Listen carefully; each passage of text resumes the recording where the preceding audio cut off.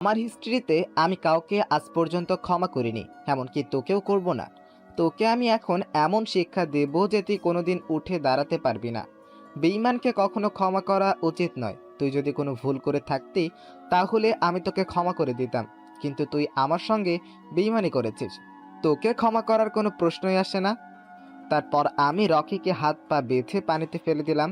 আর পানিতে ফেলার পর রকি মরণ যন্ত্রণায় কাতর হতে লাগলো। আর একটু পরেই আমি পানি থেকে তুলে যথারীতি চেয়ারে বসিয়ে হাতের আঙ্গুলগুলো কেটে দিলাম। তারপরও মুখ দিয়ে পাগলের মতো চিৎকার দিতে লাগলো। আর এটা দেখে সবাই ভয় পেয়ে গেল। তারপর আমি সবাইকে ডাক দিয়ে বললাম, সাকিব, এটাকে নিয়ে এখন বন্দি করে রাখবো। এটাকে মারবি না, কারণ এটাকে বেঁচে থাকলে আমার জন্য অনেক উপকার হবে, অনেক তথ্য পাওয়া যাবে এর কাছ থেকে। ভাই, আমরা খবর পেয়েছি যে ওই কলেজে নাকি সবচেয়ে বেশি অপরাধ হয়। মারনি করেন, মাদকদ্রব্য থেকে শুরু করে সমস্ত কিছু ওই কলেজেই সংঘটিত হয়। সেটা আমি খুব ভালো করেই জানি, তাই তো আমি সেই কলেজে যাব। তোরা এদিকটা সামলাবি, আমি সেই কলেজে গিয়ে সকল কিছু দেখব। এই দেশ থেকে আমি সব কিছু উচ্ছেদ করব। তারপর আমি আমার রুমে চলে আসলাম। আর আমার রুমে এসে যথারীতি আমি ল্যাপটপে কাজ করতে লাগলাম। ল্যাপটপে কাজ করতে করতে হঠাৎ একটা চোখ সামনে আসলো। আমি দেখতে পেলাম যে কেউ আমার ওয়েবসাইটে ঢুকে হ্যাক করার চেষ্টা করছে। এটা দেখে আমি সত্যিই অবাক হলাম। তারপর আমি এটার মধ্যেই কিছুক্ষণ কাজ করতে লাগলাম। আর মুহূর্তের মধ্যেই আমার ওয়েবসাইট আমার কাছ থেকে নিয়ে গেল। আর আমাকে ওয়েবসাইট থেকে বের করে দিল। আমি বারবার ওয়েবসাইটে প্রবেশ করার চেষ্টা করছি, কিন্তু কোনোভাবেই প্রবেশ করতে পারছি না। আমি অনেকবার চেষ্টা করলাম, কিন্তু আমি ব্যর্থ হলাম। তারপর আমি আমার অন্য একটা আইডি দিয়ে সেখানে প্রবেশ করার চেষ্টা করছি। তারপর যথারীতি প্রবেশ করতে পেরেছি। আর আমি সব কিছু ট্র্যাক করতে লাগলাম। আর ট্র্যাক করে দেখতে লাগলাম একটা ডিভাইস থেকে এই ওয়েবসাইটটা হ্যাক করা হয়েছে। তারপর আমি আমার ওয়েবসাইট আমার নিজের কাছে ফেরানোর অনেক চেষ্টা করলাম। আর এভাবেই অনেকটা সময় পার হয়ে যায়। অবশেষে 2 ঘন্টা চেষ্টা করার পর আমি আমার ওয়েবসাইট আমার নিজের কাছে আনতে পেরেছি। তারপর আমি রাতের খাবার খেয়ে ঘুমিয়ে গেলাম। পরের দিন সকালবেলা ঘুম থেকে উঠে আমি অন্যরকমভাবে রেডি হয়ে গেলাম। অন্যরকম বলতে আমি ক্ষেত হয়ে কলেজে প্রবেশ করব। তারপর আমি সবাইকে বিদায় দিয়ে তাড়াতাড়ি করে কলেজের উদ্দেশ্যে হাঁটা দিলাম, যেহেতু অনেকটা দেরি হয়ে গেছে। তারপর আবারও আজকে কলেজের প্রথম দিন। আমি হাঁটতে হাঁটতে কলেজের সামনে চলে আসলাম। আর কলেজের সামনে এসে যথারীতি গেট দিয়ে প্রবেশ করতে যাব, তখনই যেন কোথা থেকে একটা মেয়ে এসে আমাকে বলতে লাগলো, কিরে, তুই আমাদের দেখেও না দেখার ভান করে চলে যাচ্ছিস? তোর সাহস তো কম না।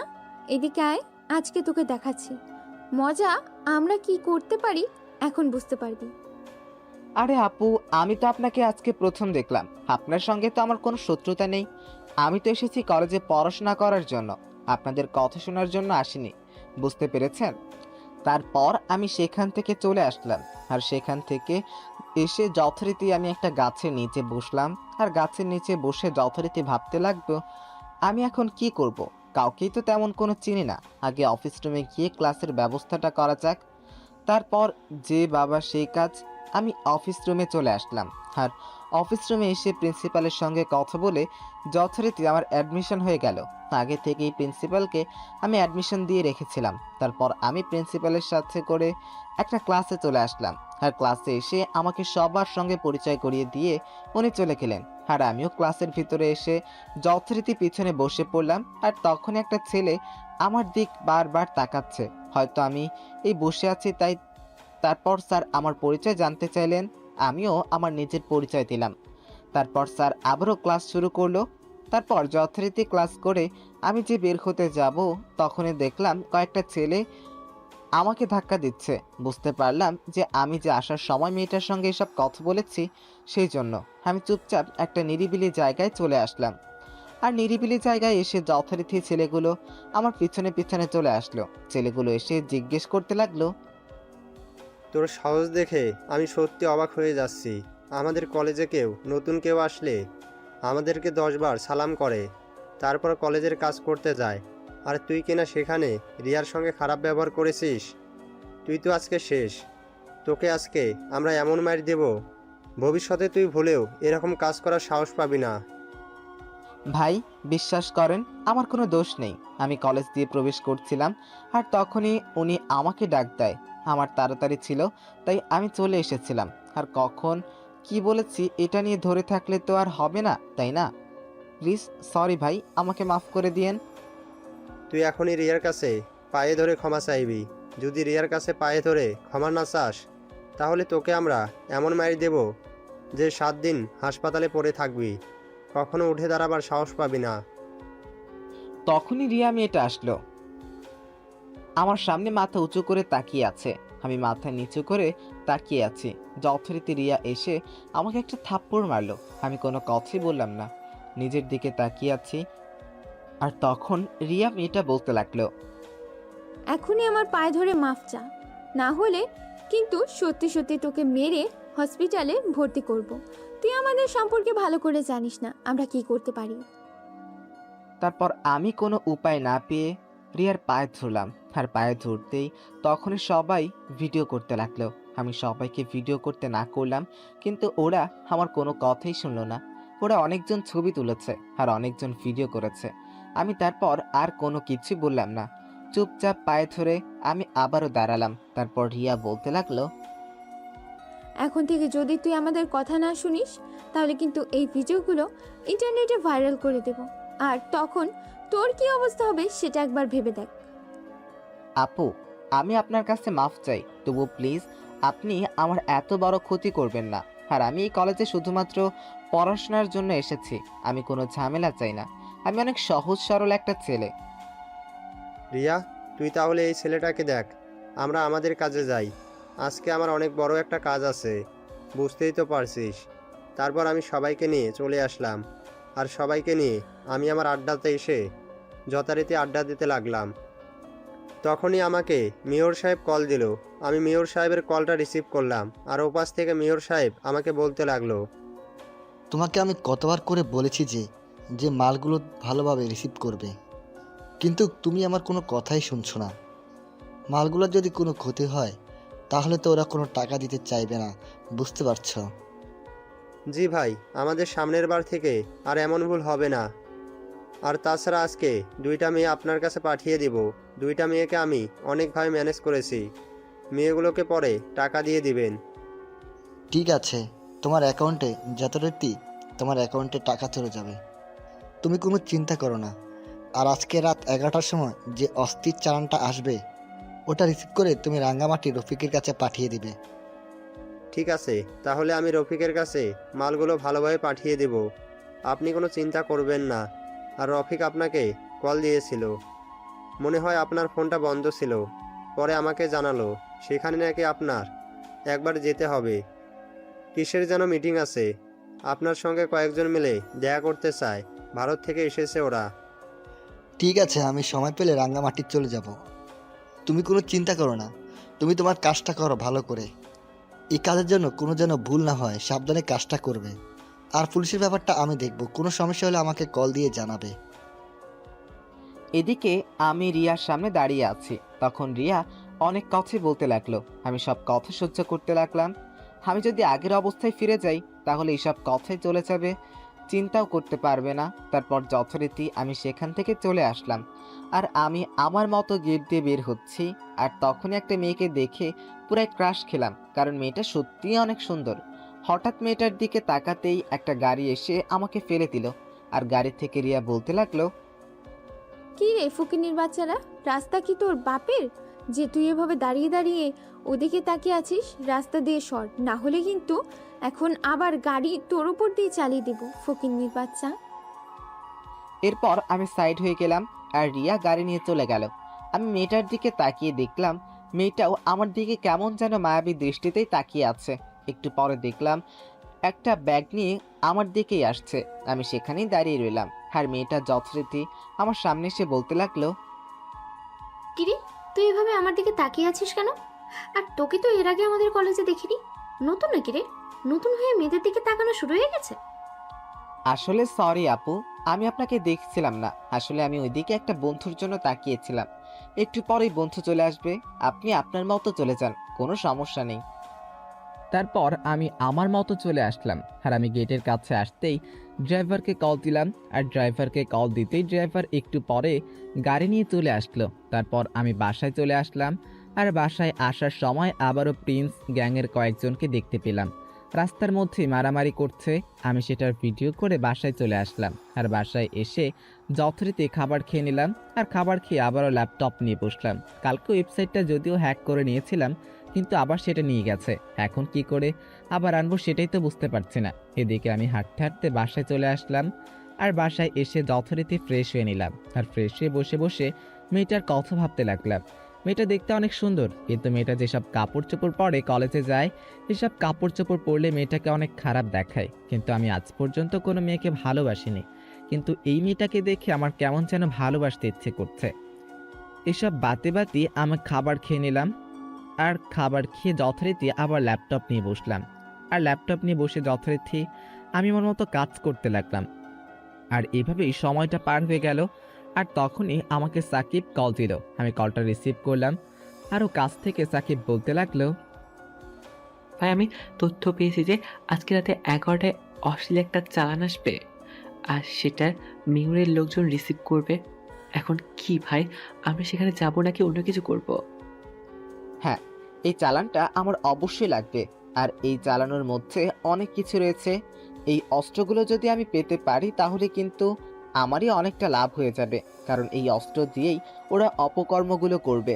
আর খুব সাবধানে করবি, কারণ পুলিশ কিন্তু আমাদেরকেই ধরবে, কারণ মেয়র কিন্তু পুলিশকে সোজা কিনে নিয়েছে। আমরা ভালো কাজ করলেও ওদের কাছে খারাপ হবে, আর জনগণকে এগুলোই বোঝাবে। ঠিক আছে ভাই, আমরা আমাদের মতো প্রস্তুতি নিতে থাকি, তারপর আপনি সময় মতো চলে আসলেই হবে। আর রকিকে অনেক কিছু জিজ্ঞেস করছিলাম, কিন্তু রকি কোনো কিছু বলতে পারলো না। আরে এত পাগল হচ্ছিস কেন? ওরা কি সব কিছু বলবে? একটু সময় দে, আর আমি আসলে ঠিকই বলবে। তোরা আমার মতো কোনো কিছুই করতে পারিস না।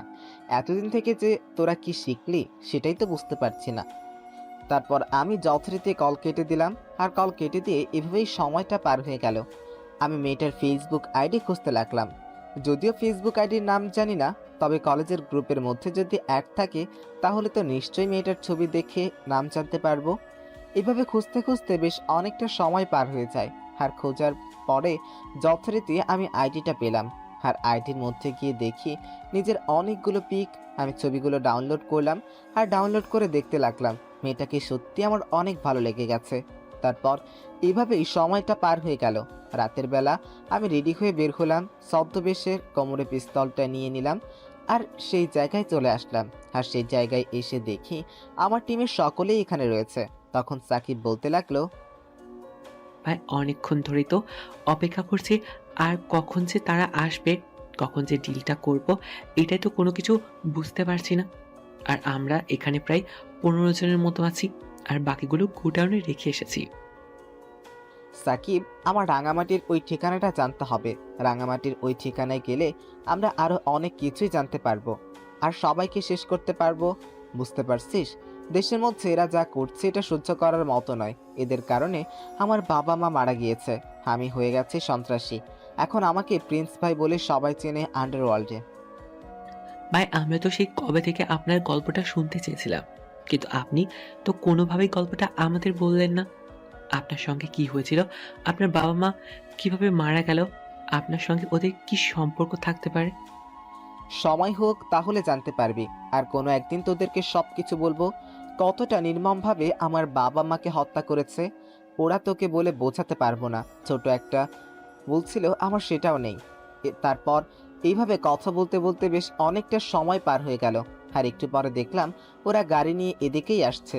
দুই গাড়ি থেকে লোকগুলো নেমে যথারীতি তারা কথা বলছে, আর আমি সেই সময় সবাইকে বললাম ফায়ার করার জন্য। সবাই আমার কথায় করতে লাগলো, আর আমিও তাদেরকে ক্লিক করতে লাগলাম। আর গুলি করতে করতে আমি তাদের কাছে এগিয়ে যেতে লাগলাম। আর এগিয়ে যাওয়ার পর আমি যথারীতি অধিকারের সামনে চলে আসলাম, আর ওরা নিজেকে বাঁচাতে আমাদের সঙ্গে না পেরে চলে গেল। তারপর যথারীতি আমি গাড়িটা নিয়ে আমার লোকগুলোকে নিয়ে চলে আসলাম, আর যথারীতি আমি আমার গোডাউনে হয়েছে অস্ত্রগুলো ভালো করে দেখতে লাগলাম। অস্ত্রগুলো সত্যি বিদেশি। এই অস্ত্রগুলো দিয়ে না জানি ওরা কি করতো। আমি কষ্টগুলো আমার হেফাজতে রেখে আমিও আমার বাসায় চলে আসলাম। আমি বাসায় এসে যথারীতি ঘুমিয়ে গেলাম। পরের দিন সকালবেলা ঘুম থেকে উঠে টিভির সামনে বসলাম। আর টিভির সামনে বসতেই সাংবাদিক সম্মেলন করেছে মেয়র। মেয়র সাংবাদিকদের বলতে লাগলো, কালকে আমি জনগণের জন্য কিছু খাবার এনেছিলাম, সেই গাড়ি সহ লোকজনকে মেরে প্রিন্স গাড়ি নিয়ে চলে যায়। আমি সবাইকে সাহায্য করতে চাইলেও এই গ্যাংয়ের জন্য কোনো কিছু করতে পারছি না। আপনারা সবই জানেন, এমন বোঝেন। পুলিশে এই গ্যাংয়ের জন্য কোনো কিছুই করতে পারছে না। এর কোনো তথ্য নেই আমাদের কাছে।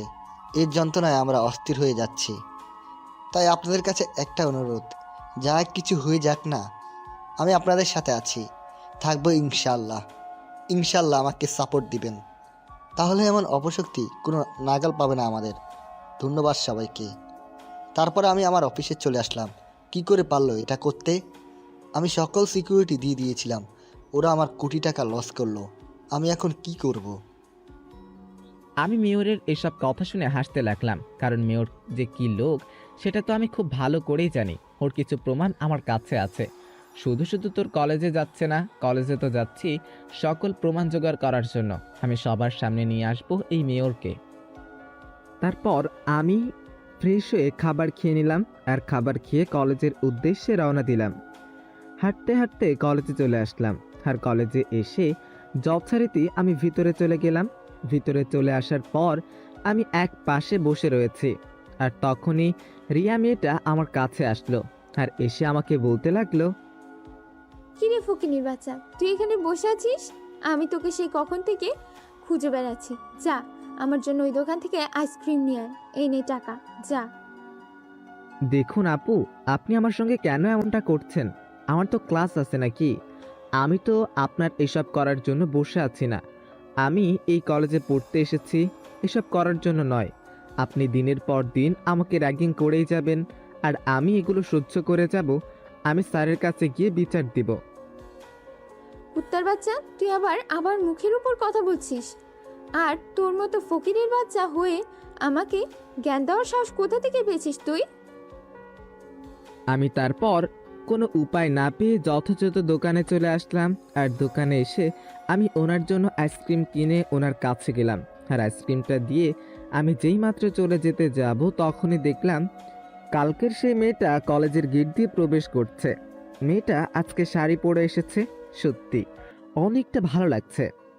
তখনই রিয়া মেয়েটা বলতে লাগলো, কি রে ফকিন্নির বাচ্চা, তুই ওদিকে কি দেখছিস? এখন আমার সঙ্গে কথা বল। তুই এখন গিয়ে ক্লাস করবি। আয়, ক্লাস করার পর আমার সঙ্গে দেখা করে তারপর যাবি। আর যদি আমার সঙ্গে দেখা না করে কলেজ থেকে বের হয়ে চলে যাস, তাহলে কিন্তু সত্যি তোকে মেরে ফেলবো। তারপর আমি রিয়া মীরার কাছ থেকে এসে যথারীতি একটা পাশে বসে আমি সেই কালকের মেয়েটাকে দেখতে লাগলাম। আর একজন এসে আমার পাশে বসলো আর বলতে লাগলো, কি ব্যাপার, তোমাকে দেখলাম কালকে ওই রিয়া আপুরা মিলে র্যাগিং করছে। তা তোমার সঙ্গে কোনো কিছু কি হয়েছে নাকি? আর আমরা কি বন্ধু হতে পারি? সমস্যা নেই, আমাকে বন্ধুর মতো ভাবতে পারো, আমিও তোমার মতোই। আসলে কালকে তেমন কোনো কিছুই আমি করিনি। তারপর আমি ছেলেটাকে সব কিছু খুলে বললাম, আর সব কিছু শুনে ছেলেটা আমাকে ভালো করে বলতে লাগলো, আসলে তুমি এই কলেজে এইসব কাপড় চোপড় পরে এসেছো তো, এর জন্য তোমাকে কেউ দাম দিতে চায় না, তোমার সঙ্গে কেউ কথা বলে না। আমি কিন্তু গরিব ঘরের সন্তান, তবুও কিন্তু আমি অনেক কষ্ট করে ভালো কাপড় চোপড় পরে এসেছি। দেখো, আমার সঙ্গে কিন্তু অনেকেই কথা বলে, আর এই কলেজে সব বড় লোকের পোলাপানরা পড়াশোনা করে, তার জন্য ছোটদেরকে এতটা মূল্যায়ন করে না। আমি তোমার ব্যাপারটা বুঝতে পেরেই তোমার সঙ্গে কথা বলতে এসেছি। আজকে থেকে তাহলে আমরা বন্ধু, এখন থেকে তুই করে বলবো, ঠিক আছে? হ্যাঁ, এই কলেজ তো বড় লোকদের ছেলে মেয়েদের জন্য, আমাদের মতো গরিবদের জন্য তো আর এই কলেজ নয়। কিন্তু কি করব বলো, গরিবদের অত ইচ্ছে করে যে ভালো কলেজে পড়াশোনা করার জন্য, তাই না? আর আমরা এই সমাজটাকে এরকম বানিয়ে দিয়েছি। ঠিক আছে, আজকে থেকে আমরা দুজন বন্ধু, এখন থেকে আমরা তুই করে বলবো। তারপর আমরা দুজন মিলে ক্লাসে চলে আসলাম, আর ক্লাসে এসে যথারীতি ক্লাস করতে লাগলাম। আর মাঝে মাঝে ছেলেটার সঙ্গে কথা বলতে লাগলাম, আর ছেলেটার নাম ঠিকানা সব কিছু জানলাম। এভাবেই সময়টা পার হয়ে গেল। তারপর ক্লাস শেষ করে যেইমাত্র আমরা মাঠে বসে আড্ডা দিচ্ছিলাম, তখনই কোথা থেকে নিয়ে রিয়া এসে আমাকে একটা থাপ্পড় মারলো। তারপর আমি আর সানি দাঁড়িয়ে গেলাম, আর আমাকে অনেক কথা বলতে লাগলো। আর এসব দেখে তিশা মেয়েটা এদিকে আসলো আর এসে বলতে লাগলো, আরে কি রে রিয়া, তুই ছেলেটাকে শুধু শুধু মারছিস কেন বলতো? আমাদের কাজ আছে অনেক, তোর সাথে আমার কিছু কথাও আছে। আগে আমরা গিয়ে আড্ডা দিই, শুধু শুধু ছেলেটার পিছনে পড়ে আছিস কেন? তখনই ওই মেয়েটার সঙ্গে নিয়ে রিয়া চলে গেল। আমিও বেঁচে গেলাম। মেয়েটা সত্যি অনেক ভালো মনে হচ্ছে। আর তখনই সানি আমাকে বলতে লাগলো, এভাবে তাকিয়ে লাভ নেই। এই মেয়েটা হচ্ছে ছদ্মবেশী সাংবাদিক। ও যে সাংবাদিক এটা শুধুমাত্র আমি জানি, কারণ একদিন আমি তাকে লুকিয়ে ফটোগ্রাফি করতে দেখি, আর আমি তার সঙ্গে কথাও বলি। সে আমাকে এসব কিছু বলতে মানা করেছে।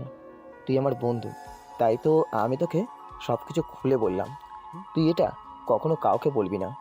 এই কলেজে কিছু অসংগতি আছে, এগুলো তুলে ধরার জন্যই সে এই কলেজে এসেছে।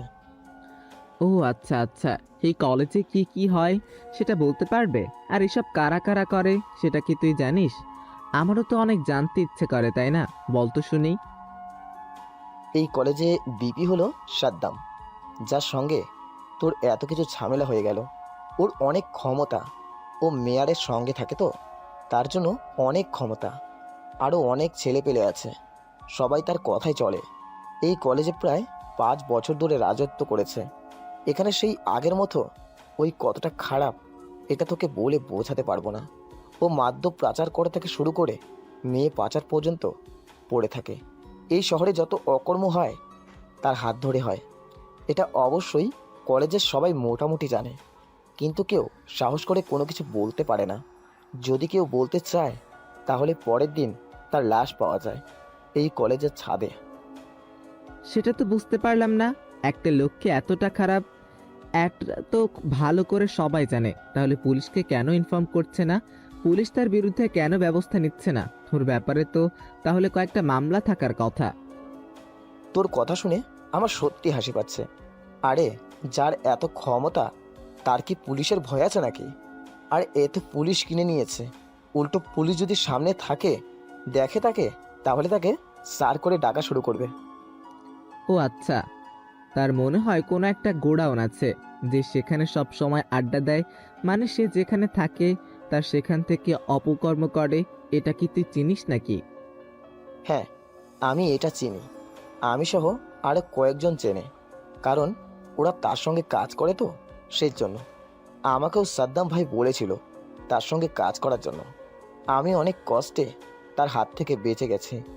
মাঝে মাঝে 2-1টা কাজ দেয়, এগুলো ইচ্ছে না থাকা সত্ত্বেও করতে হয়, কারণ নিজের জীবনের মায়া আছে তো।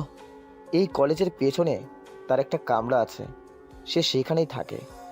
আর কি সব সময় তো এই জায়গায় তার বন্ধুদের নিয়ে। ও আচ্ছা, আমি শুধু তোর কাছ থেকে একটু জানতে চেয়েছিলাম আর কি। আমার তো এসব জেনে কোনো কাজ নেই, তাই না? আমি আর তুই হচ্ছে একজন সাধারণ মানুষ, আমাদের কোনো কাজ নেই। তারপর আমি সানির সঙ্গে আরও কিছুক্ষণ আড্ডা দিয়ে আমিও আমার বাসায় চলে আসলাম। আর বাসায় এসে যথারীতি ফ্রেশ হয়ে খাবার খেয়ে নিলাম। আর খাবার খেয়ে আমি আমার ল্যাপটপে কাজ করতে লাগলাম। আর এইভাবেই সময়টা পার হয়ে গেল। বিকেলবেলা আমি হাঁটতে বের হলাম, আর হাঁটতে হাঁটতে যথারীতি জায়গায় চলে আসলাম। আমি হঠাৎ করে একটা মেয়ের চিৎকারের আওয়াজ শুনতে পেলাম। কি হয়েছে দেখার জন্য সেখানে যেতে লাগলাম, আর গিয়ে দেখি 3টা ছেলে মিলে একটা মেয়েকে ধরে জোর করে নিয়ে যাচ্ছে। মেয়েটা চিৎকার করছে, আর তখন আমি মেয়েটাকে ভালো করে লক্ষ্য করে দেখলাম এটা তো আমারই প্রিয় মানুষটা। আমি তাড়াতাড়ি করে পাশে থাকা একটা লাঠি নিলাম, আর লাঠি নিয়ে যথারীতি এগিয়ে তাদেরকে আমি মারতে লাগলাম। মারতে মারতে তাদেরকে আমি আধমরা করে ফেললাম। আর দুজন দৌড়ে পালিয়ে গেলেও একজনকে আমি ধরে ফেললাম।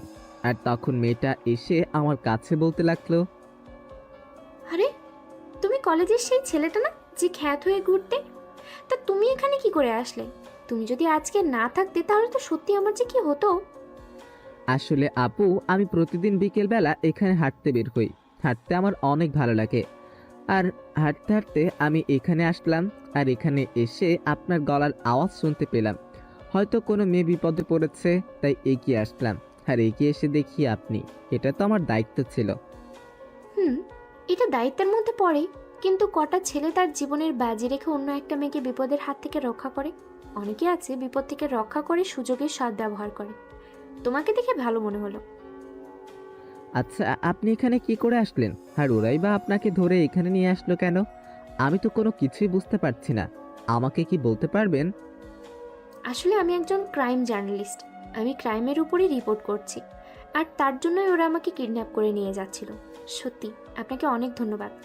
আচ্ছা, আমরা কি বন্ধু হতে পারি, যেহেতু আমরা একই কলেজে একই ক্লাসে পড়ি? আপু, আপনি এসব কি বলছেন? আমার মতো ছেলের সঙ্গে আপনি বন্ধুত্ব করবেন? আপনার প্রেস্টিজে লাগবে না? আর সবাই তো আপনাকে অনেক অপমান করবে। আমার সঙ্গে থাকলে আপনি কেন আমার সঙ্গে থেকে এসব সহ্য করবেন বলেন? আমি জানি যে কলেজের ছেলেপেলেগুলো একটু অন্যরকম টাইপের, কারণ সবাই বড় লোক, এমনকি আমি নিজেও কিন্তু তাদের মধ্যেই একজন। ওরা সবাই আমার বন্ধু, কিন্তু সবার মধ্যে থাকলেও কিন্তু আমি অন্যরকম, বুঝতে পেরেছো? আর গরিব কি, এটা কি কোনো অন্যায় নাকি? আমরা তো সবাই মানুষ, আমরা সবাই একই রকম, তাহলে অহংকার করার কি আছে? আজকে মারা গেলে কালকে 2 দিন, আর এসব অর্থ সম্পর্কে কবরে নিয়ে যাওয়া যাবে নাকি? তাহলে এত অহংকার কেন? আচ্ছা ঠিক আছে, তাহলে আজকে থেকে আমরা বন্ধু। তারপর এভাবে আমরা দুজন মিলে অনেক কথা বলতে লাগলাম। আর এভাবেই বেশ অনেকটা সময় পার হয়ে গেল। তারপর আমি তিশাকে তার বাসায় পৌঁছে দিয়ে আমিও আমার বাসায় চলে আসলাম। আর বাসায় এসেই আমি তিশাকে কল দিয়ে জানিয়ে দিলাম, তুই ছাড়া একটু কম সময়ের মধ্যে এতটা আপন হয়ে যাবে এটা আমি ভাবতে পারিনি। আমি তো ভেবেছিলাম তুই তিশার সঙ্গে আমার পরিচয়টা আরও অনেক দেরি হবে, কিন্তু এ তো মেঘ না চাইলেই বৃষ্টি। তারপর মেসেজে টুকটাক কথা বলতে লাগলাম। তারপরে এইভাবে পার হয়ে গেল 2টা দিন। আমি আমার গোডাউনে এসে রকির সামনে বসে আছি। আর তখন রকি আমাকে বলতে লাগলো, আসলে আমি মেয়রের হয়ে কাজ করি। মেয়র আমাকে দিয়ে সমস্ত কাজ করায়। আমি এই মোটামুটি এই শহর থেকে রাঙ্গামাটি পর্যন্ত পৌঁছে দেওয়ার দায়িত্ব থাকি। তাহলে তুই সমস্ত কিছুই জানিস যে রাঙামাটি ওরা কোথায় থাকে, ওদের কোথায় আস্তানা। তুই যেহেতু জানিস, তুই আমাদের সঙ্গে গিয়ে এটা আমাকে বলবি। আর না হলে ম্যাপে তুই আমাকে সব কিছু বুঝিয়ে দিবি। আর যদি এটা না করিস তাহলে তো বুঝতেই পারছিস, কারণ সবাই কিন্তু জানে তুই মারা গিয়েছিস। পরে তোকে সত্যি সত্যি মেরে ফেলবো। আর আমি কিভাবে মারবো এটা তো আর তোকে বলতে হবে না। ভাই, আমাকে মারবেন না। আমি সত্যিই জীবনে অনেক অন্যায় করেছি, অনেক খারাপ কাজ করেছি। আমি আর খারাপ কাজ করতে চাই না। আমি এখন থেকে ভালো হয়ে যাব। আপনি যেভাবে বলবেন আমি সেভাবেই চলবো। তারপর আমি ম্যাপটা সামনে এনে দিলাম, আর রকি সেটা আমাকে ভালো করে বুঝিয়ে দিতে লাগলো কোথায় তারা থাকে, কোথায় কি করে। আর এটা করতে করতে অনেকটা সময় পার হয়ে গেল। তারপর হঠাৎ করে সাকিব আমার কাছে এসে বলতে লাগলো, ভাই, আমি এইমাত্র খবর পেয়েছি যে মেয়রের বাড়ি থেকে 2জন মেয়েকে মেরে নদীর পাড়ে ফেলে গেছে। একটা মেয়ে মেরে ফেলছে, আর একটা মেয়ে এখনো জীবিত আছে। আমি হাসপাতালে ভর্তি করেছি, আশা করি মেয়ে সুস্থ হবে। আর সুস্থ হলে কিন্তু আমরা মেয়রের বিরুদ্ধে আরও অনেক প্রমাণ পেয়ে যাব। আর কমিশনারের সঙ্গে আমার কথা হয়েছে, আর কমিশনার আপনার সঙ্গে দেখা করতে চাচ্ছে। আজ পর্যন্ত আমি কাউকে মুখ দেখাইনি। আর কমিশনার কি করে ভাবলো তার এই কথায় আমি তার সঙ্গে দেখা করব? আমি কি পাগল হয়ে গেছে নাকি? আমি সেদিনই সবার সামনে আসব, যেদিন আমি আমার বাবা মায়ের প্রতিশোধ নিতে পারবো। এই মেয়র ছিল আমার বাবার ঘনিষ্ঠ বন্ধু। ভাই, আমরা আপনার আজকের ঘটনা শুনতে চাই। আমরা আজকে কোনো কিছুই করব না। আমরা সবাই এখানে আছি। আমরা আপনার সঙ্গে সেই 7টা বছর ধরে কাজ করছি। আমরা আজকে শুনতেই চাই। ঠিক আছে, তাহলে সবাই শোন। আমি ছিলাম বাবা মায়ের বড় সন্তান। ছোট একটা বোন ছিল যখন আমি এসএসসি পরীক্ষা দিলাম। এরপর প্রায় ফ্রি সময় পার করছিলাম। কেমন হবে সেটাও জানি না। সারাদিন বন্ধু বান্ধব নিয়ে আড্ডা দিয়েছি। রেজাল্ট ততটা ভালো হবে না, এটা আমি আগেই বুঝতে পেরেছিলাম। বাবা ছিল পুলিশ অফিসার। বাবার সঙ্গে বর্তমান মেয়র, ওনার সঙ্গে বেশ ভালো বন্ধুত্ব ছিল। মেয়র সাহেবও আমাদের বাসায় আসতে, আমরাও তার বাসায় যেতাম। এইভাবে বেশ ভালোই চলছে দিনগুলো। একদিন হঠাৎ করে নেওয়া একটা ফোন করে আর খুন করার পর দায়িত্ব পালন করেন। আমার বাবা তদন্ত করে জানতে পারে যে আসল দোষী ওই মেয়র। তারপর মেয়রকে অ্যারেস্ট করে, আর এটার মধ্যে থেকেই তাদের ঝামেলাটা শুরু হয়। এর মধ্যে আমি সিদ্ধান্ত নিলাম নানু বাড়ি গিয়ে থাকবো। তখন বাবার সঙ্গে মেয়রের কি ঝামেলা হয়েছিল সেদিকে আমার কোনো খেয়াল ছিল না। আমি এসব শুনতাম না, বাবাও আমাকে কোনোদিন এসব বলতো না। আমি নানুর বাসায় চলে আসি। তারপর নানু বাসায় 15 দিনের মতো থাকি। তারপর বাসায় আসি। বাসায় আসার পর আমি এসে দেখি বাসার মধ্যে অনেক লোক ভিড় করে আছে। আমি ভিতরে চলে গেলাম। ভিতরে গিয়ে দেখি আমার মা নাকি আত্মহত্যা করে মারা গেছে। আমার বোনকে ধর্ষণ করে কে যেন কারা মেরে রেখে গেছে। আর আমার বাবাকে কে যেন মিথ্যা মামলা দিয়ে জেলে পাঠিয়ে দেয়। বাবা সব সময় সৎ ছিল, আর আমি জেলে গিয়ে বাবার সঙ্গে দেখা করি, কিন্তু বাবা আমাকে দেখে সেদিন কোনো কিছুই বলতে পারলো না, কান্না করেছিলেন। তারপর হঠাৎ একদিন বাবা জেলের মধ্যেই আত্মহত্যা করেন। এসব সহ্য করতে না পেরে আমার জন্য একটা রেখে দিয়েছিলেন। বাবার বন্ধু শফিকুল সাহেব আমার কাছে চিরকুট দিয়েছিলেন, আর সেই চিরকুট থেকেই আমি সব কিছু জানতে পারি। মেয়র আরও 2-3 জন মিলে বাবাকে হত্যা করে। বাবা লাস্টে একটা কথা বলেছিল যে নিজের পায়ে নিজের মাটিটা নিজেকে শক্ত করতে হবে। সেটার জন্য যা যা করতে হয় তুই তাই করবি, কিন্তু কখনো অন্যায় করবি না। যারা সমাজে মাথা উঁচু করে বাঁচে কিন্তু আড়ালে অপকর্ম করে, তাদেরকে তুই নিজের হাতে শাস্তি দিবি। বাবার এই লাস্টের কথাগুলো আমার সত্যি অন্যরকম লেগেছিল। তারপর থেকে আমি হয়ে গেলাম একজন মাফিয়া।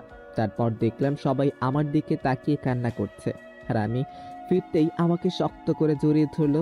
আমিও তাদেরকে জড়িয়ে ধরলাম, আর সবাই মিলে বলতে লাগলো, ভাই আমাদের জীবনে থাকতে আমরা এদের ছেড়ে দেব না। আমরা আমাদের জীবন দিয়ে হলেও আমরা প্রতিশোধ নিব। আমরা আপনার সবসময় পাশে আছি। এদিকে আমি নিজেও রেডি হয়ে নিলাম। আমি হুডি পরে নিলাম, আর হুডি পরে আমি আমার কোমরে একটা পিস্তল নিয়ে নিলাম, আর কোমরের পেছনে আমি হাতে একটা মেশিন গান নিয়ে গাড়িতে উঠলাম। আর আমরা 3টা গাড়ি নিয়ে রওনা দিলাম রাঙামাটির উদ্দেশ্যে। তখনই আমার ফোনটা বেজে উঠলো, আর আমি ফোনটা বের করে দেখি তিশা কল দিয়েছে। আমি তিশার কলটা রিসিভ করলাম, আর ওপাশ থেকে বলতে লাগলো, কি ব্যাপার, তুমি আমার কল রিসিভ করছো না কেন? আমি যে সেই কখন থেকে তোমাকে কল করেই যাচ্ছি।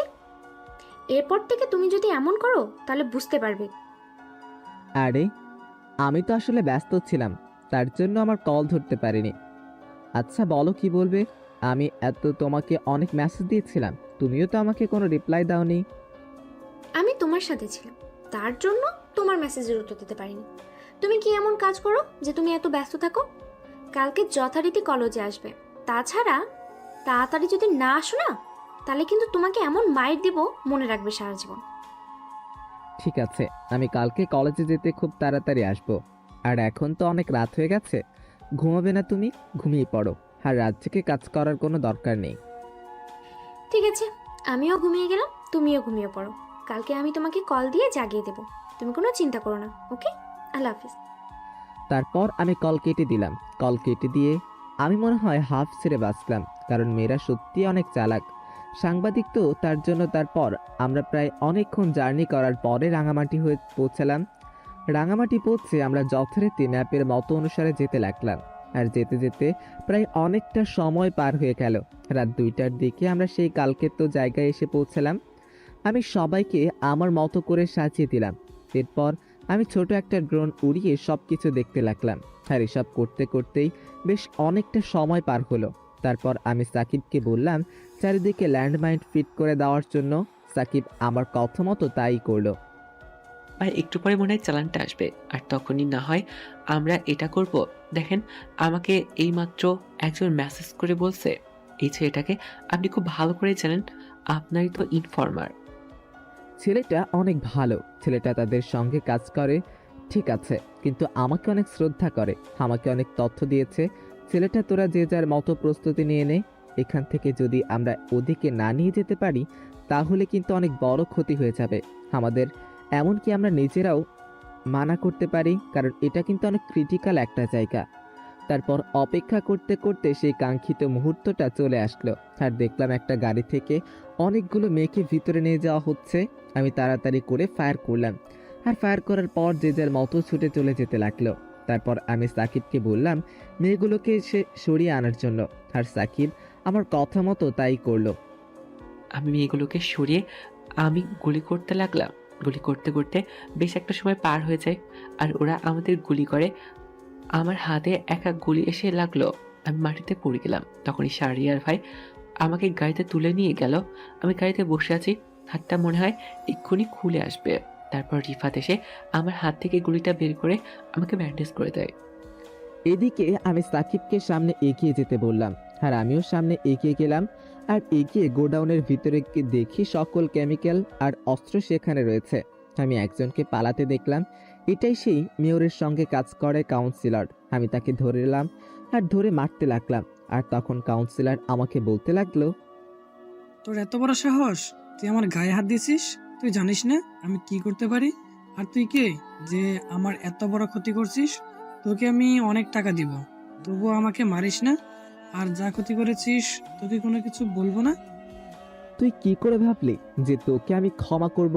তুই আমার বাবা মায়ের খুনি, আমার ছোট বোনটাকে ধর্ষণ করেছিস সবাই মিলে।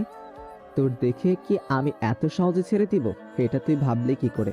তোদের জন্য আমি এই পর্যন্ত এসে গেছি। তোকে আমি কুত্তার মতো মারবো, কুত্তার মতো। তারপর আমি কাউন্সিলরকে নিয়ে গাড়িতে বসালাম। আর গাড়িতে বসে আমি সবাইকে বললাম জায়গাটা ল্যান্ড পাইন দিয়ে উড়িয়ে দেওয়ার জন্য। সবাই আমার কথা মতো তাই করলো। তারপর আমরা সেখান থেকে চলে আসলাম। আর আমি আমার গোডাউনে এসে কাউন্সিলরকে বেঁধে দিলাম। তারপর কাউন্সিলর আমাকে বলতে লাগলো, আমি তো কোনো কিছুই বুঝতে পারছি না, তুই আমাকে শুধু শুধু কেন ধরে এনেছিস? একটাবার যদি আমার বন্ধু জানতে পারে তাহলে তোকে কি অবস্থা করবে সে তুই ভাবতেও পারবি না। আমি তো এটাই চাই যে তোর বন্ধু এটা জানতে পারুক। আর জানতে পারলেই তো আমার জন্য ভালো হবে। আর তোর সঙ্গে যারা যারা আছে সবাইকে আমি নিজের হাতে মারবো। এখন সত্যি সত্যি বল, তোদের আর কোথায় কোথায় এরকম ফ্যাক্টরি আছে? আমি সব কিছু জানি, কিন্তু তোকে আমি কখনোই বলবো না। আমার মৃত্যু হয়ে গেলেও আমি এটা কখনোই স্বীকার করব না। আর তুই কি যে আমি তোকে বলবো? আমি কে সেটা তুই এখনো বুঝতে পারছিস না? ভালো করে আমার পা থেকে মাথা পর্যন্ত দেখ, তারপর এমনিতেই বুঝতে পারবি যে আমি কে। প্রিন্স, তুমি তো আমার ছেলের মতোই, তুমি আমাকে ক্ষমা করে দিও। আমি এই দেশ থেকে সোজা বিদেশে চলে যাব। আমি এই দেশে আর থাকবো না। আমাকে তুমি এই দেশে আর কখনোই দেখতে পাবে না। তোমাকে আমি ক্ষমতা দিয়ে চলে যাব, তুমি পুরো দেশের রাজত্ব করবে। তুই কি আমাকে ফুটপাতের মস্তান ভেবেছিস নাকি? আজ পর্যন্ত কেউ আমার ছবিটাও দেখতে পারলো না, আর তুই আমাকে এই দেশ দেবার কথা বলছিস? তুই আমার সম্পর্কে কতটুকু জানিস? পাকিস্তানের রফিক ভাই, সৌদির মারুফ আল হাসান, তারা সকলেই আমার কথা মতো চলে। আর তুই কি না আমাকে এইসব বলছিস? আমাকে মাফ করে দাও, আমি আর কখনো এসব অপকর্ম করব না। আমি এখন থেকে ভালো হয়ে চলবো। আমি কথা দিয়েছি আমার দ্বারা আর কোনো খারাপ কাজ হবে না। তোকে আমি এখন ক্ষমা করব কি না সেটা তো পরের কথা, কিন্তু তুই আমাকে এখন যদি সত্যি সত্যি না বলিস তাহলে কিন্তু তোর অবস্থা কি হবে সেটা তুই ভাবতেও পারবি না। তোদের আর কোথায় কোথায় এরকম ফ্যাক্টরি আছে? আর তোদের সঙ্গে কাদের লিঙ্ক আপ আছে সব কিছু বল। আমি সব কিছুই বলেছি। ভারতের যে অপূর্ব আছে, আমরা তার হয়ে কাজ করি। সে আমাদেরকে মাল পাঠায়, আমরা শুধু সেগুলো সাপ্লাই করি। আর আমাদের প্রতিটা বিভাগে একজন করে লোক আছে, তাদের দায়িত্বে সকল কলেজে সকল জায়গায় এইসব ড্রাগস দেই। আমি সব কিছু ঠিকানা দিচ্ছি, তবুও আমাকে মেরো না। তারপর কাউন্সিলর সমস্ত কিছু ঠিকানা দিল। আর আমি ঠিকানা মতো সবাইকে যে যার মতো পাঠিয়ে দিলাম। আর বললাম সবাইকে শেষ করে দিয়ে আসার জন্য। আর এইভাবে পার হয়ে গেল 7 দিন। এই 7 দিনে আমার আর তিশার অনেকটা ভালো সম্পর্ক হয়ে যায়। একে অপরের এতটা কাছাকাছি চলে আসবো এটা নিচে বুঝতে পারলাম না। একদিন আমি কাউন্সিলরকে রাস্তায় এনে গুলি করলাম, আর তার পেটের মধ্যে ছুরি দিয়ে রাস্তার মধ্যে ফেলে রাখলাম। আর তখনই হঠাৎ করে তিশা সামনে চলে আসলো। আমার সাথে 20 থেকে 25 জন ছেলে আছে। তিশা আমার দিকে হাঁ করে তাকিয়ে আছে। আমিও কোনো কিছু বুঝতে পারলাম না তিশা হঠাৎ করে এখানে কেন আসবে। তিশা এসে আমাকে একটা থাপ্পড় মারলো আর বলতে লাগলো, আমি তোমাকে আস্তে আস্তে ভালোবাসতে শুরু করেছিলাম। ভেবেছিলাম তুমি অনেক সহজ সরল একটা ছেলে। তুমি গরিব হও যাই হোক, আমি তোমার সঙ্গে থাকতে চেয়েছিলাম। কিন্তু তুমিও ওদের মতোই। কেন? তোমাকে নিয়ে তো আমি ভালো থাকতে চেয়েছিলাম, কিন্তু তুমি কেন এমনটা হয়ে গেলে? আমি তো এমনটা চাইনি কখনো। আমি তো সহজ সরল শাহরিয়ারকে ভালোবেসেছিলাম, কোনো মাফিয়া ডনকে ভালোবাসিনি। সেদিন যখন তুমি ওই শয়তানগুলোর হাত থেকে আমাকে বাঁচিয়েছিলে, সেদিন থেকেই তোমার উপরে আমার অন্যরকম ভালো লাগা কাজ করেছিল। এরপর তোমার সাথে থাকতে থাকতে তোমাকে ভালোবাসতে শুরু করেছি। তারপর একদিন একটা রাস্তার ছেলেকে নিয়ে হোটেলে খাওয়ালে, এটাও আমি দেখেছি। এরকম আরো অনেক ঘটনা দেখার পর তোমার প্রতি আমার শ্রদ্ধাবোধ বেড়ে গিয়েছিল। আমি সবসময় স্বপ্ন দেখতাম যে মানুষটার মন মানসিকতা এতটা ভালো, আমি যদি তার প্রিয় মানুষ হই তাহলে আমাকে কতটা ভালোবাসবে, এটা ভাবতেই ভালো লাগতো আমার। তাই তো তোমাকে সবসময় জ্বালাতাম, কথা বলতাম। তিশা, তুমি যেরকমটা আমাকে ভাবছো আমি কিন্তু সেরকমটা নই। তুমি আগে সবটা শোনো, তারপর আমাকে কথা বলো প্লিজ। তুমি আমাকে ভুল বুঝে চলে যেও না। আমিও তোমাকে অনেক বেশি ভালোবেসে ফেলেছি। তোমার জন্য আমি সব কিছু ছেড়ে দিতে পারবো। তুমি আমার সাথে আর একটা কথা বলবে না, তুমি আমার সাথে আর কোনো দিন কোনো যোগাযোগ করার চেষ্টা করবে না। তারপর আমি কান্না করতে করতে বাসায় চলে আসলাম। আর বাসায় এসে আমি রুমের দরজা বন্ধ করে কান্না করতে লাগলাম। আমি শাহরিয়ারকে আমার জীবনের থেকে অনেক বেশি ভালোবেসে ফেলেছি, কিন্তু শাহরিয়ার আমার সাথে কেন এমনটা করলো? আর এভাবে কান্না করতে করতে এই সময়টা পার হয়ে গেল। এদিকে আমি কোনো কিছু না ভেবে সোজা বাসায় চলে আসলাম। আর বাসায় এসে যথারীতি শুয়ে পড়লাম, কিন্তু ঘুম আসছে না, খাবার খেতে ভালো লাগছে না। এখন তিশা থাকলে হয়তো তার সঙ্গে কথা বলতাম। মেয়েটার সঙ্গে সময় কাটাতে কতটা যে ভালো লাগে এটা বলে বোঝাতে পারবো না। আমারও সারা রাত না ঘুমিয়ে কেটে গেল। পরদিন সকালবেলা ঘুম থেকে উঠে তাড়াতাড়ি করে কলেজে চলে আসলাম। আর কলেজে আসতেই গরম গরম অনুভব করলাম, চারিদিকে থমথমে ভাব। আমি আমার মতো গাছের নিচে বসে আছি, জানি না এখন তিশা কলেজে আসবে কিনা। আর তখনই আরেকজন কলেজে প্রবেশ করলো। রিয়া এসে সোজা আমার পাশে বসলো আর আমাকে বলতে লাগলো, তুই কি সত্যি করে বল, তোকে আমার অনেক সন্দেহ হচ্ছে। তোকে এই সাদ্দাম কালকে রাত 12টার সময় এই জায়গায় দেখেছে, সত্যি করে বল এখন। আরে আপু, আপনি এসব কি বলছেন? আমি তো গ্রামে থাকি, আমার প্রতিদিন গ্রাম থেকে এই কলেজে আসতে হয়। আমি রাত 12টার সময় এখানে কেন থাকবো? তাছাড়া আপনি তো জানেনই। হ্যাঁ, এটা তো আমি জানি। আমি সাদ্দামকে বলেছি, কিন্তু সাদ্দাম কোনোভাবে বিশ্বাস করতে পারছে না। আচ্ছা, তুই এখানেই থাক, বুঝতে পারছিস? আর আমার জন্য এই নে আইসক্রিম কিনে নিয়ে আয়। আমাকে আর 3টা দিন সময় দেন, তারপর দেখবে তোমাদেরকে আমি কি করি। আর 3টা দিন সময় লাগবে আমার সব কিছু বোঝানোর জন্য। 3 দিন পরে তোমাদেরকে আমি কি যে করবো সেটা একমাত্র আমি জানি। এসব আমি মনে মনে বলতে লাগলাম। আর আমি ওনার জন্য আইসক্রিম নিয়ে এসে দিলাম। তারপর আমি সোজা ক্লাসে চলে আসলাম। আর ক্লাসে এসে যথারীতি ক্লাস করতে লাগলাম। আর তখন সানি আমাকে বলতে লাগলো, দেখেছিস আজকে কি ব্রেকিং নিউজ হচ্ছে টিভিতে? সব চ্যানেলে শুধু একটাই খবর হচ্ছে, দেশে যত অকর্ম এবং কেমিক্যাল ফ্যাক্টরি ছিল অদয়ভাবে সব কিছু ধ্বংস করা হয়েছে। কে বা কারা ধ্বংস করেছে সেটা জানা যাচ্ছে না, তবে সেখানে প্লিজ লেখা আছে। আগে জনগণ সবাই ঘৃণা করত, এখন সবাই প্লিজকে ভালোবাসতে শুরু করে দিয়েছে। হ্যাঁ রে, এটাই তো দেখতে পাচ্ছি। এখন সবাই প্রিন্সকে অনেক ভালোবাসতে শুরু করে দিয়েছে। প্রিন্স মনে হয় দেশে থেকে যত অপকর্ম আছে সবগুলোকে তুলে ফেলবে গোড়া থেকে। তবে আমাদের জন্যই কিন্তু ভালো হবে, দেশে আর কখনো কেউ অপকর্ম করতে সাহস পাবে না। আমার একটা ইচ্ছে আছে, আমি যদি প্রেসকে সামনাসামনি দেখতে পারতাম তাহলে নিজেকে অনেকটা ভাগ্যবান মনে করতাম। এখন নাকি শুনেছি যে পুলিশ সহ তার বাবা হাত দিচ্ছে। যদি সে আইন নিজের হাতে তুলে নিয়েছে, কিন্তু পুলিশরা মন থেকে তাকে সাহাবা দিয়েছে, কারণ যেটা পুলিশ করতে পারেনি সেটা ও করিয়ে দেখিয়েছে। কারণ পুলিশরা তো ওপরের লেলের কথা শুনে চলে। তবে আমার অনেক পুলিশ আছে যারা এটা কেনার চোখ দেখেছে, কারণ পুলিশ হয়ে যেটা করতে পারলো না সেটা পুলিশ করিয়ে দেখিয়েছে। হ্যাঁ, আমিও তো এটাই শুনলাম। সাংবাদিকরা আরও বলেছে যে প্রিন্স সমস্ত কাজ শেষ করার পর যদি সরকারের কাছে ক্ষমা চায়, সরকার চাইলে ক্ষমা করে দিতে পারে। কারণ সরকার ক্ষমা করে না দিলেও সমস্ত জনগণ কিন্তু তার পক্ষই আছে। জনগণের জন্য হলেও তাকে সবাই ক্ষমা করে দেবে। আমারও বেশ ভালোই লাগছে খবরটা দেখে। দেশে আবার পালাবদল হতে চলেছে। তারপরে এইভাবে সানির সঙ্গে আমি অনেক কথা বলতে লাগলাম। আর কথা বলা শেষ করে আমি ক্লাস করে যথারীতি বেরিয়ে আসলাম। আর এইভাবেই পার হয়ে গেল 3টা দিন। 3টা দিনে আমি তিশার সঙ্গে কোনো যোগাযোগ করিনি, কারণ সে আমাকে সব কিছু থেকে ব্লক করে দিয়েছে। কলেজেও আসে না ঠিক মতো। কয়েকবার তার বাসার সামনেও গিয়েছিলাম, কিন্তু কোনো দেখা করিনি। আমার সঙ্গে আমারও অবস্থা খারাপ। রাত 10টার দিকে আমি বারান্দায় বসে কফি খাচ্ছিলাম, ভালো লাগছে না কোনো কিছু। আর তখনই হঠাৎ করে আমার ফোনটা বেজে উঠল। আমি ফোনটা হাতে নিয়ে দেখি তিশা কল দিয়েছে। তিশা অপোস থেকে আমাকে বলতে লাগলো, একটা বার তো আমার বাসায় এসে আমার খোঁজ নিতে পারতে নাকি? আমি কেমন আছি, কি করছি না করছি সেটা তো একটা বার জানতে চাইতে পারতে, কিন্তু একটা বার আমাকে জানতে চাইলে আসতে না। তুমি অন্য কারোর কাছ থেকে আমার কাছে সব কিছু জানতে হবে কেন? তুমি নিজে জোর করে কি কিছু বলতে পারতে না? তুমি তো আমার কোনো কথাই শুনছো না, তার জন্য আমি কি করতে পারি? আর আমি তোমার কাছে সবকিছু স্বীকার করেছি। আসলে আমি সেই প্রিন্স শাহরিয়ার রহমান। আমি তোমার জন্য সবকিছু ছেড়ে দিব, কিন্তু আমি আমার বাবা মায়ের প্রতিশোধ নিতে চাই।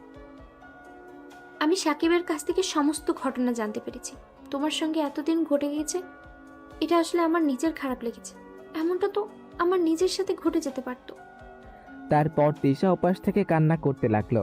আমি তার সঙ্গে কথা বলতে লাগলাম, আর এইভাবেই অনেকটা সময় পার হয়ে গেল। আর কথা বলতে বলতে রাত 3টা বেজে গেল। তারপর বিদায় দিয়ে কল কেটে দিয়ে ঘুমিয়ে গেলাম। পরের দিন সকালবেলা ঘুম থেকে উঠে যথারীতি কলেজের জন্য রেডি হয়ে গেলাম। আর কলেজের জন্য রেডি হয়ে আমি কলেজে চলে আসলাম। আর কলেজে এসে যথারীতি আমি আমার মতো বসে বসে অপেক্ষা করছি। আমি অপেক্ষা করলাম প্রায় 30 মিনিটের মতো। তারপর আমি তিশাকে আবারও কল দিলাম, কিন্তু তিশার ফোনটা বন্ধ। কোনো কিছুই বুঝতে পারলাম না কি হলো। ফোন তো কোনোদিন বন্ধ থাকে না। কাল রাতে তো অনেক কথা বললাম, কিন্তু এখন কি হলো কোনো কিছুই তো আমি বুঝতে পারছি না। ওর কোনো বিপদ হলো না তো? কিছু হয়ে গেলে আমি তো কোনোভাবে নিজেকে কখনো ক্ষমা করতে পারবো না, কারণ আমি তাকে আমার নিজের জীবনের সঙ্গে জড়িয়েছি। সবাইকে হারিয়ে তাকে আঁকড়ে ধরে বাঁচতে চেয়েছি, কিন্তু এখন সেও আমার জীবন থেকে হারিয়ে যায়। তাহলে আমি কাকে নিয়ে বাঁচবো?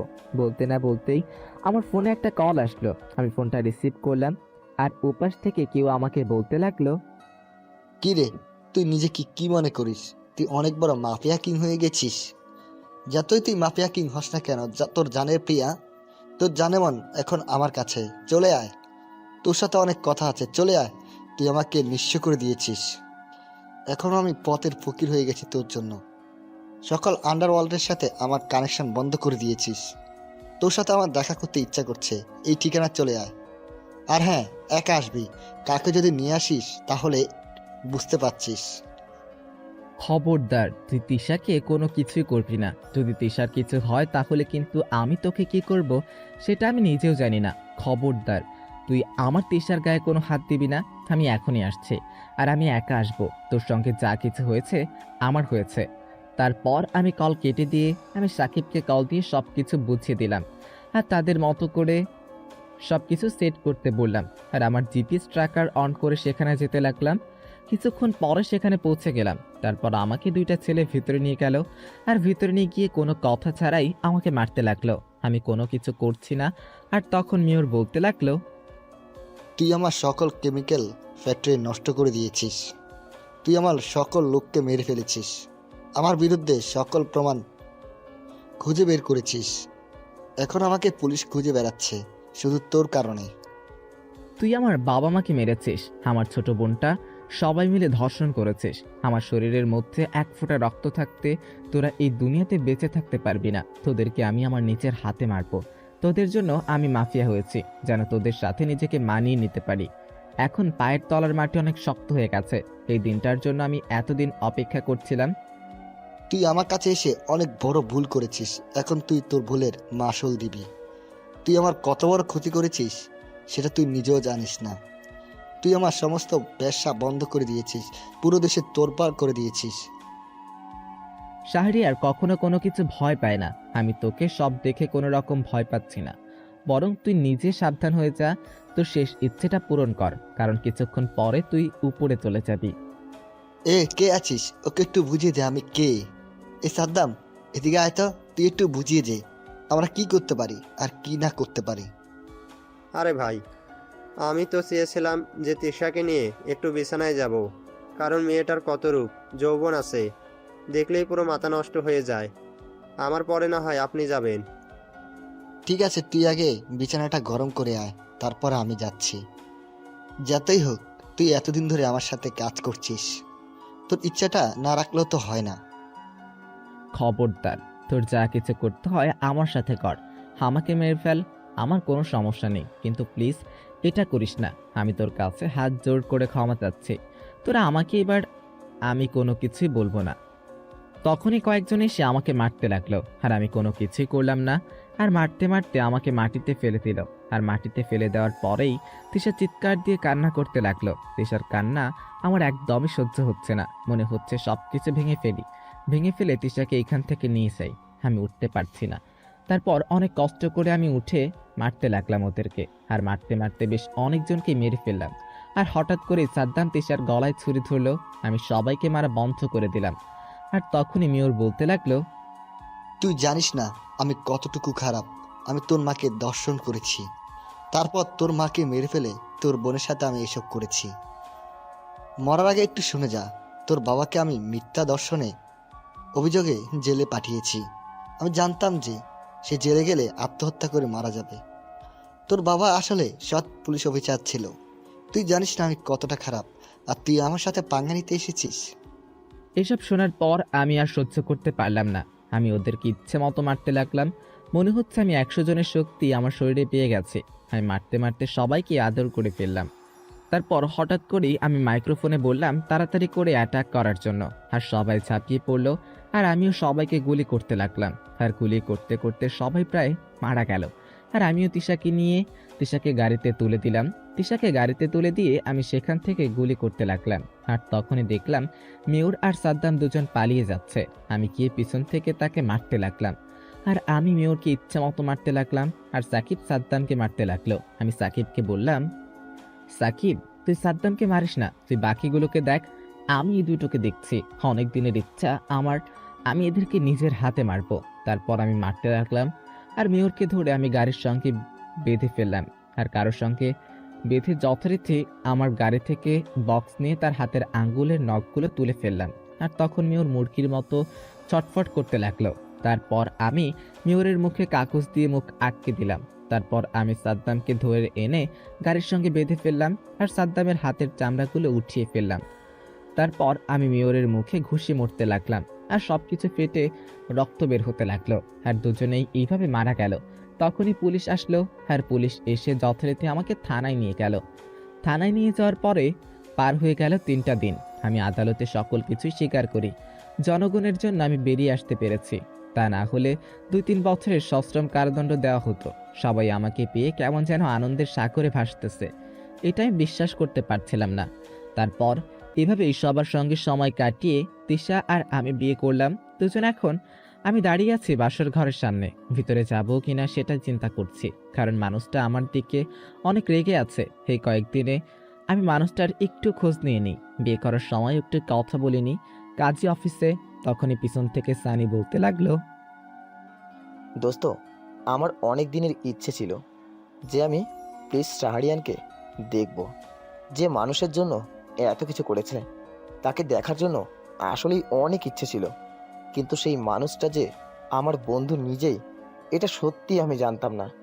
তবে এত বড় হয়েও যে তুই এখানে আমাকে বন্ধু বলে দাবি দিচ্ছিস, এটাই অনেক। আরে ভাই, আজকের দিনে এমন ইমোশনাল কথাবার্তা বললে কি আর হবে বল? এখন থেকে অতি এসব ছেড়ে দিব। এসব ছেড়ে দিয়ে ভালোভাবে চলাফেরা করব। এসবের মধ্যে কখনো শান্তি নেই। আমি আমার বাবা মায়ের প্রতিশোধ নিতে পেরেছি, এটাই অনেক। তবে দোস্ত, লোকজন কিন্তু তোর জন্য পাগল হয়ে গেছে। সামনে এমপি নির্বাচন করলে তুই কিন্তু বিপুল ভোটে জয়লাভ করবি, আর জনগণ তোকে এমপি হিসেবে দেখতে চায়। জানি না কিছু, কিন্তু তোর ভাবি কি বলে সেটাই তো বড় কথা। তোর ভাবি যদি না করে তাহলে এইসবের মধ্যে কখনোই যাব না, কারণ মানুষটা অনেক কষ্ট পেয়েছে আমার জন্য, আর কখনো কষ্ট দিতে চাই না। আরে ভাই, আপনি কি এখানে গল্প করে কি সময় কাটাবেন নাকি? ভেতরে যান, রাত 11টা বেজে গেছে। পরে তো সকালে হয়ে যাবে, তখন আর আপনি বাসর ঘরে বিড়াল মারতে পারবেন না। তোর কি মনে হচ্ছে না যে তুই একটু বেশি বড় হয়ে গেছিস? তোকেও বিয়ে করাতে হবে, বুঝতে পারছি। আগে সানিকে বিয়েটা করাই, তারপর তোকে বিয়ে করাবো। দোস্ত, ভাবিকে বলে তার বান্ধবী রিয়ার সঙ্গে একটু লাইনটা করিয়ে দে না। মেয়েটা যদিও অহংকারী, কিন্তু আমার সঙ্গে থাকলে আমি তাকে আমার মতো করে ফেলবো। একটু নাম্বারটা দে না রে। আমাকে দ্বারা এটা কখনোই সম্ভব হবে না। তোর ভাবি রিয়ার কথা শুনতেই পারে না আমার জন্য। রিয়াকে এমন মাইট দিয়েছে সেটা তোকে বলে বোঝাতে পারবো না। আমার ভাবতে অবাক লাগছে যে আমার মতো একটা ছেলে খেয়েছে, তোর ভাবি পছন্দ করেছে, এটাই অনেক। সবকিছু জানার পরেও একটু পর ওর জন্য আমাকে ছেড়ে যায়নি, পরিবারের বিরুদ্ধে গিয়ে এক প্রকার জোর করেই আমার সঙ্গে বিয়ে করেছে। ভাবি এটা বুঝতে পেরেছে যে তুই কোনো অন্যায় করিসনি, তার জন্য ভাবি তোকে বিয়ে করেছে। আর ভালোবাসার মানুষকে ছেড়ে দেওয়ার কোনো প্রশ্নই আসে না, বুঝতে পারছিস? আচ্ছা, অনেক কথা হয়েছে, এখন ভিতরে যা। তারপর আমি ভিতরে চলে আসলাম, আর ভিতরে এসে আমি দরজা লক করে দিলাম। আর দরজা লক করার পর আমি বিছানায় তাকিয়ে দেখি মানুষটা ঘোমটা দিয়ে বসে আছে। আমি আস্তে আস্তে করে তার কাছে গেলাম, আর কাছে যাওয়ার পর বিছানায় বসলাম। আর বিছানায় বসার পর আমি 2 হাত দিয়ে ঘোমটা উঠাতে গেলাম, আর তখনই বলতে লাগলো, তোমার সাথে আমার কিছু কথা আছে। আগে আমার শর্তগুলো শুনবে, তারপর আমাকে দেখবে।